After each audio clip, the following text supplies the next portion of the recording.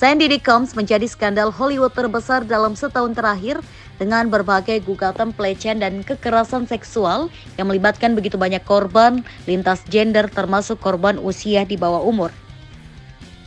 Kasus ini mulai terkuak sebenarnya sudah sejak 2023 dengan pengakuan mantan pacar Combs. Namun sejak saat itu berbagai korban bermunculan dengan klaim kejadian terjadi hingga puluhan tahun silam. Berikut kronologi lengkap kasus Sean Combs alias P. Diddy dari November 2023 hingga awal Oktober 2024. 16 November 2023, gugatan Cassie. Mantan pacar Combs, Jesse Ventura, menggugat rapper tersebut ke pengadilan Manhattan atas tuduhan tindakan abusif dan kekerasan seksual selama mereka bersama antara 2007 hingga 2018. Dalam gugatan, Jesse menyebut dia menanggung perilaku kekerasannya dan tuntutan mengganggu selama lebih dari 1 dekade, termasuk pemukulan berulang kali dan pemaksaan melakukan tindakan seksual dengan pekerja seks pria. Setelah putus 2018, Jesse menyebut Combs memaksa masuk ke rumahnya dan memperkosanya, sementara Jesse berulang kali mengatakan tidak dan mencoba mendorongnya. 17 November 2023, Jesse dan Combs damai. Gugatan Jesse bertahan kurang dari 24 jam. Keduanya mencapai sebuah kesepakatan damai yang tidak diungkap kepada publik. 23 November 2023, gugatan baru kejadian lampau. Sehari sebelum The New York State Adult Survivor Age habis masa berlaku, Combs dihadapkan sepasang gugatan. Satu gugatan dari seorang perempuan anonimus berisi Combs dituding melakukan pelecehan seksual dan memukulnya. Sementara itu, gugatan lainnya diajukan oleh perempuan bernama Joy Dickerson Neal. Ia menyebut Combs mencekokinya dengan narkoba, melecehkan secara seksual dirinya semasa masih kuliah pada 1991 dan merekam kejadian itu lalu menyebarkannya di kalangan industri musik. 28 November 2023, Combs mundur dari Revolt. Dengan riwayat 3 gugatan, Combs memutuskan mundur dari jabatan pimpinan perusahaan digital Revolt yang ia rilis pada 2013. 6 Desember 2023, gugatan keempat muncul. Desember 2023 diawali dengan gugatan keempat muncul terhadap P. Diddy. Gugatan dari seorang perempuan bernama Jane Doe menyebut jadi korban perdagangan seks oleh Sandy Combs dan diperkosa rame-rame oleh Diddy serta mantan bos label Bad Boy Record, Harv Bierre, dan seorang lainnya pada 2003 semasa Doe masih berusia 17 tahun. Combs kemudian merilis pernyataan bahwa ia membantah seluruh gugatan yang ditujukan kepada dirinya. 10 Desember 2023, ditinggalkan brand. Sejumlah pengiklan memutuskan kerjasama antara mereka dengan perusahaan e-commerce milik Sense Diddy Combs, Empower Global. 13 Desember 2023, acara Combs dibatalkan. Hulu memutuskan membatalkan rencana membuat reality show terkait kehidupan keluarga Sandy Combs yang masih dalam tahap awal pengembangan. 26 Februari 2024, gugatan produser musik. Produser musik Rodney Lilroth Jones Jr. yang pernah bekerja sama dengan P. Diddy ikut membuat gugatan dengan tudingan pelanggaran seksual, penyerangan, dan pelecehan.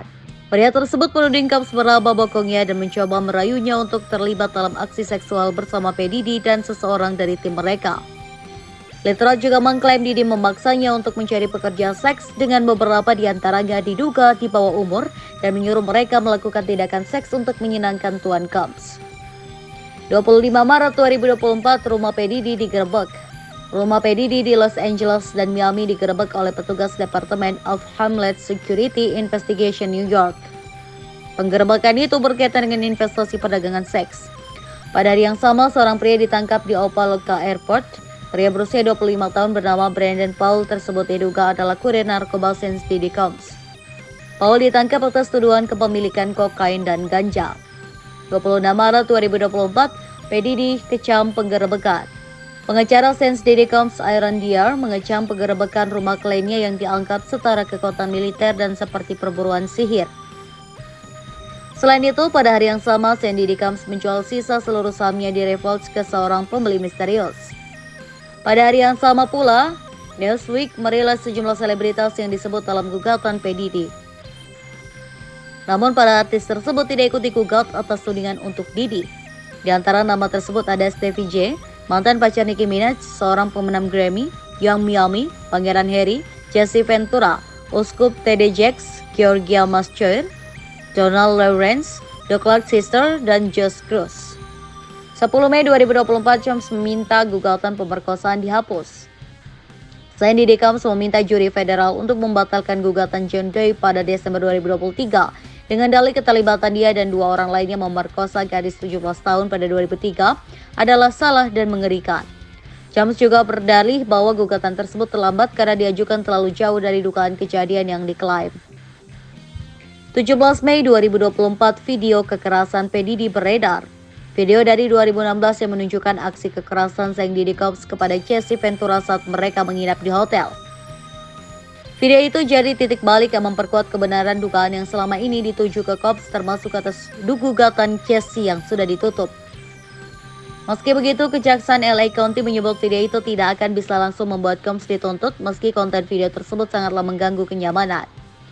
19 Mei 2024, Combs minta maaf soal video. Diddy Combs merilis permintaan maaf dalam sebuah video terkait insiden kekerasan yang terjadi di hotel pada 2016 silam. 21 Mei 2024, gugatan dari mantan model Crystal McKinney menuding Combs melakukan pelecehan seksual berupa pemaksaan oral seks untuk rapper tersebut di kamar mandi sebuah studio di New York City pada 2003. Dalam gugatan tersebut, McKinney mengklaim diberi alkohol dan ganja sebelum dipaksa untuk memberikan oral seks. Mantan model itu juga menggugat label milik Combs, Illini Busana Combs, dan Universe Music Group karena memungkinkan terjadinya penyerangan itu lantaran menempatkan Combs dalam jabatan kekuasaan. 16 September 2024, P. Diddy ditangkap.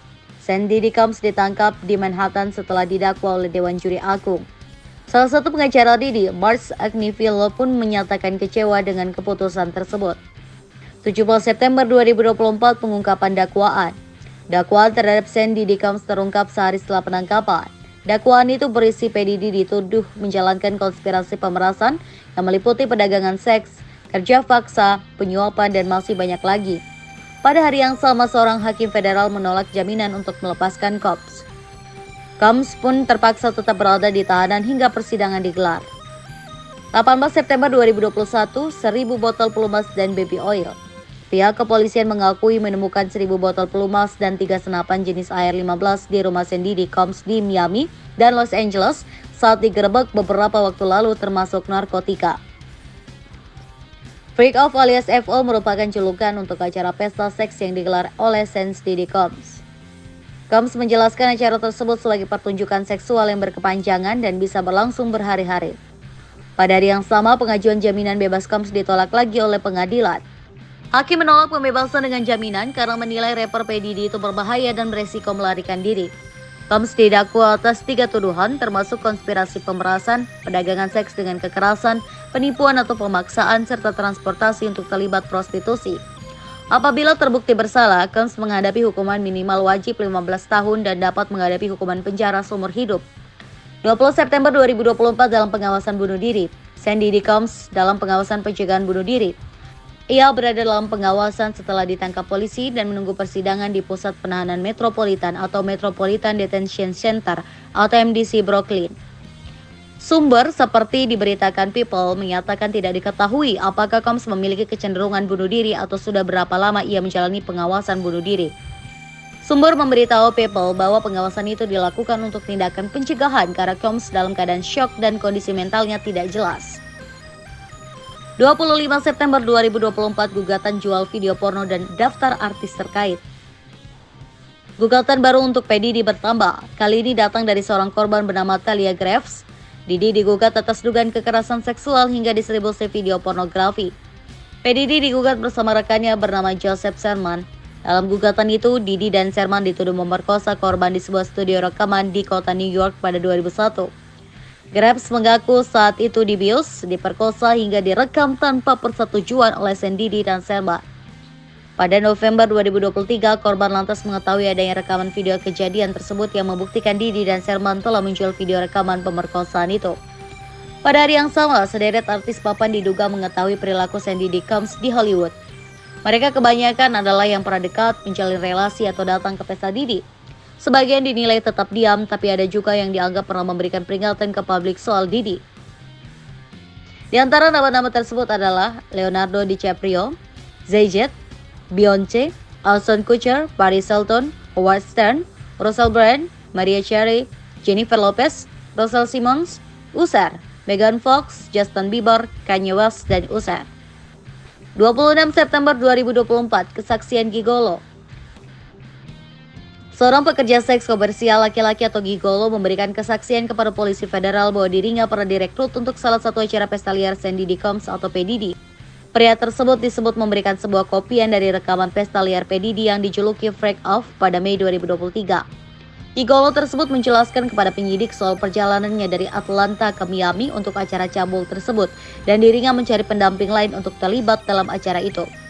Sumber dalam polisi mengatakan gigolo tersebut menyebut acara Freak Off melibatkan Diddy, seorang gigolo dan seorang PSK perempuan. Gigolo tersebut mengklaim dia dan PSK perempuan itu berhubungan intim, sementara Diddy mengatur sesi tersebut dari balik kamera video. Kesaksian gigolo tersebut sesuai dengan tuduhan yang tercantum dalam dakwaan yang menyebut Diddy memaksa korbannya memeragakan aktivitas seksual, sementara dia menonton, merekam, dan masturbasi. 30 September 2024 dikeluarkan dari pengawasan bunuh diri. Sandy Combs disebut tak lagi dalam pengawasan bunuh diri kepolisian setelah lebih dari 1 pekan sejak P. Diddy dinyatakan dalam pengawasan bunuh diri di tahanan pada Kamis 19 September. Selain keluar dari daftar pengawasan, P. Diddy juga telah bertemu dengan keluarganya dalam tahanan. Hal tersebut dilakukan sebelum ia menjalani persidangan pada awal Oktober 2024. 1 Oktober 2024, 120 tuntutan baru, 3.000 aduan, ada korban berusia 9 tahun. Sandy Combs akan menghadapi 120 tuntutan hukum baru terkait pelecehan seksual yang diajukan di New York, Los Angeles, dan Miami. Hal itu diajukan sekelompok pengacara usai mendapatkan banyak laporan dari terduga korban dan tengah menunggu pengajuan resmi. Kelompok pengacara mengklaim telah menerima lebih dari 3.000 laporan setelah mengeluarkan seruan kepada mereka yang selama ini jadi korban P. Diddy. Setelah pengecekan, pengacara memastikan 120 kasus kredibel untuk ditindaklanjuti. Gugatan hukum tersebut akan menyebutkan sejumlah terdakwa bersama, termasuk rekan, anggota keluarga, label rekaman, dan tempat acara. Para korban mengklaim bahwa mereka semua diancam untuk tetap diam seperti banyak penuduh yang mengajukan gugatan hukum terhadap Combs selama setahun terakhir. Di antara aduan tersebut ada yang datang dari korban yang mengaku menjadi korban Diddy semasa dirinya masih berusia 9 tahun. Ini menjadi korban termuda dari Sandy Combs. Busby yang juga menyebut Sandy Combs alias P. Diddy disebut mencekoki korbannya dengan narkoba jenis obat bius kuda sebelum kemudian melakukan pelecehan seksual saat mereka tidak sadarkan diri. Pengacara Sandy Combs, Erica Wolf, mengatakan kliennya tidak dapat menanggapi setiap tuduhan yang tidak berdasar. Mereka juga membantah semua tuduhan pelecehan yang ditujukan ke P. Diddy. 3 Oktober 2024, sidang Sandy Combs 9 Oktober.